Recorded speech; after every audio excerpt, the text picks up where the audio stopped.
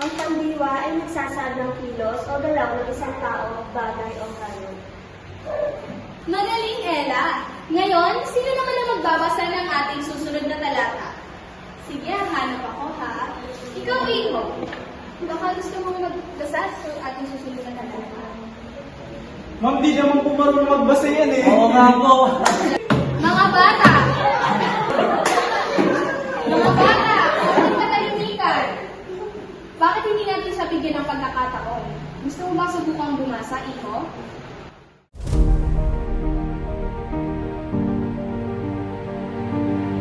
Ang mga salita ng pandiwa ay binubuo.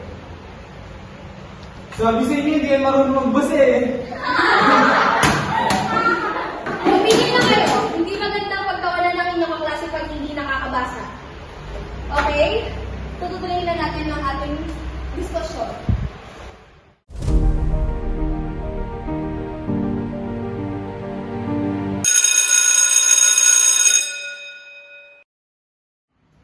Sige mga bata, maaari na kayong magsiuwi. Yay! Iuwi! Ikaw, Iho, maiwan ka. Naku, labos ka, Chris. Pagagalitan ka ni Ma'am, di ka marunong bumasa.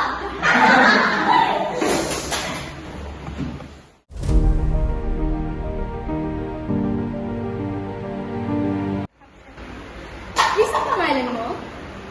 Hindi ka marunong magbasa? Wala na po kasi akong magulang. Kasama ko rin po sa bahay, lola ko. Hindi rin po siya marunong magbasa. Ganun ba? Napansin ko din kasi na hindi ka nakakasabay sa mga kaklase mo. Mabagal ka rin magsulat. Gusto mo ba i-tutor kita? Kahit 1 o 2 oras lang. Talaga po, kaya daw ko. Sige, samahan mo ko bukas ha, para maituro mo kung saan kayo nakatira. Okay po, ma'am. Salamat po. Sige, Chris, maaari ka nang umuwi. Mag-ingat ka sa iyong pag-uwi. Sige po, ma'am. Mauna na po ako sa inyo.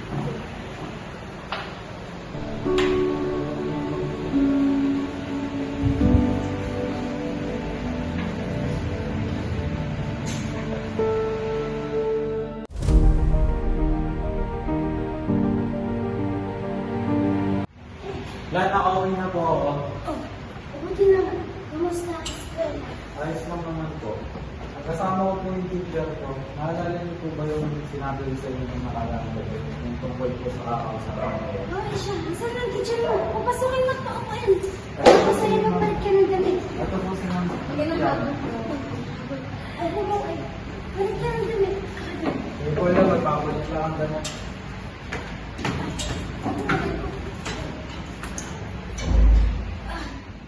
Nga pala si Teacher Jana, guro ni Chris sa Filipino, at nais ko sana ipaalam sa iyo si Expo. Magandang hapon din po. Nabanggit mo nga sa akin ni Chris na gusto mo daw siya i-tutor. Opo, kasi lagi po siyang pinupukso sa loob ng klase, ng mga klase niya. So, ngayon, nakausap ko siya kahapon na samahan niya dito para makausap ko rin po kayo ang magsisession niya. Alam ko na mahihina si Chris sa pagbasa at magsulat. Ayos ko ang tulungan siya. Ngunit ako man ay hindi rin maalam bumasa at sumulat. Ayos ko rin namang mabigyan siya ng tutor. Ngunit ang kinikita ko hindi sapat.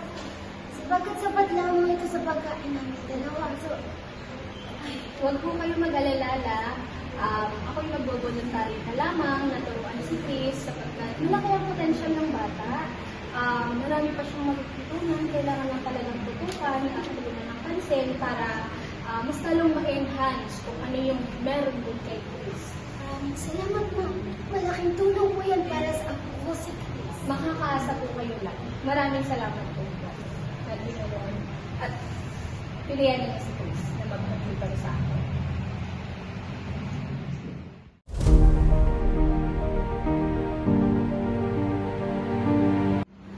Magandang umaga mga bata! Magandang umaga po. Ulit nga po, magandang umaga mga bata! Okay, tayo tatalakay ng bagong talakayin ngayong araw. So, may ihanda ako ditong pangungusap na kung saan ay kailangan ulit ng magbabasa. So, ikaw, Chris, kamanghamang ang langit. Tuwing lumulubog ang araw. Magaling, Chris. Kala ko mamaya pa si Chris matatapos magbasa eh. Ang bagal. Tama, napakabagay na magbasa parang lambot mo yun.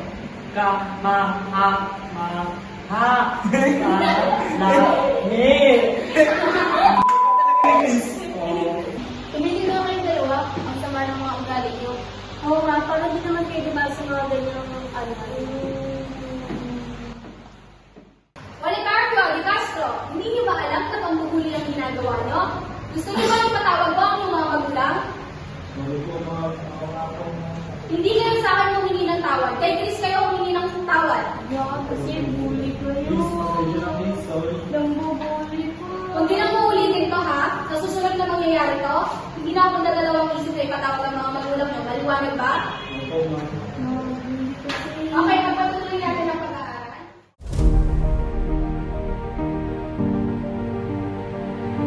Mga bata, nais ko lang na ipaalam sa inyo na magkakaroon kayo ng contest tungkol sa pagbasa at pagsulat sa wika sa susunod na linggo.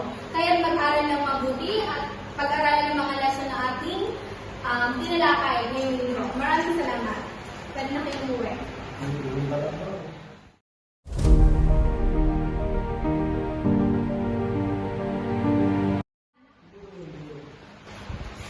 Ay, salamat pala kanina. Wala yan, hindi na kasi maganda yung mga sinasabi nila tungkol sa Basta sabihin mo para sa akin na pinaasal ko nila. Para naman isumbong ko sila naman, para magpagalitan sila. Okay lang yun, sanay na rin naman ako sa kanila. wala na yung pagiging na tayo Oo, kamay lang na magsumbong sa akin kapag inaasal ka nila kasi magkaibigan na tayo sa nila ngayon. Sige, salamat sa mga kaibigan.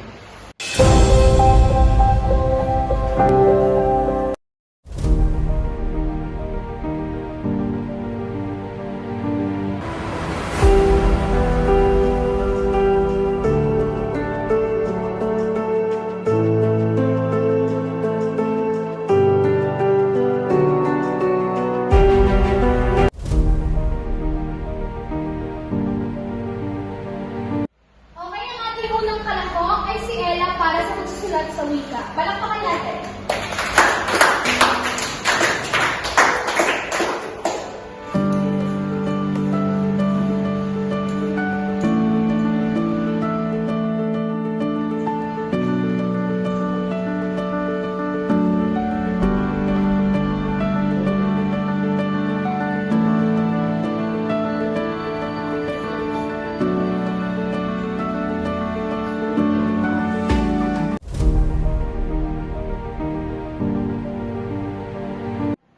Okay, ang susunod natin kalahok ay si Di Castro sa pagbabasa.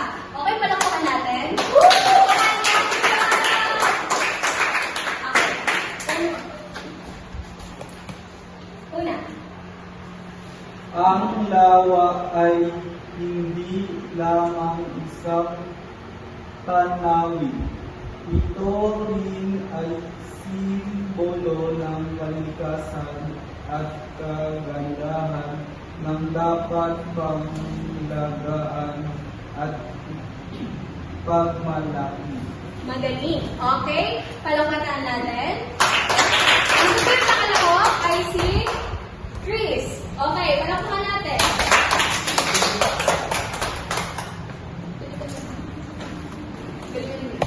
Ang kagandahan ng paglubog ng araw.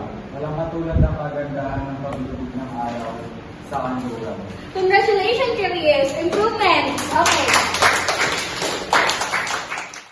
Galing mo, tuloy-tuloy ng pagbabasa mo. Salamat. Pre, ano, natalo ko pa ni Chris eh. Siya, hindi na putol-putol magbasa. Ikaw, putol-putol pa. Manahimik ka nga.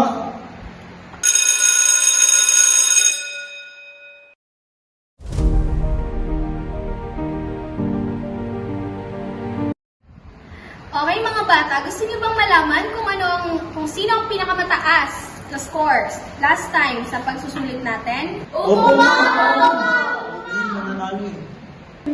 Ang nakuha ng mataas na marka ay walang ibang kundi Ako na yan. Ako na yan. si Chris! Okay, palakpakan natin!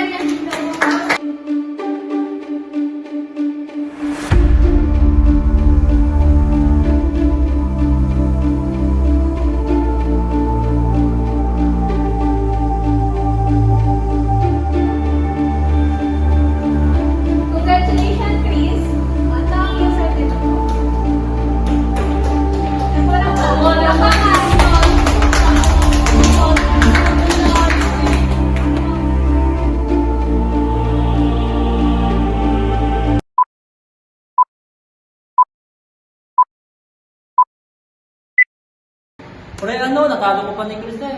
Siya, hindi Nahimik ka nga. Dahil mamaya ako sasagot. Ay, Halika, Jero. Ay, Jero.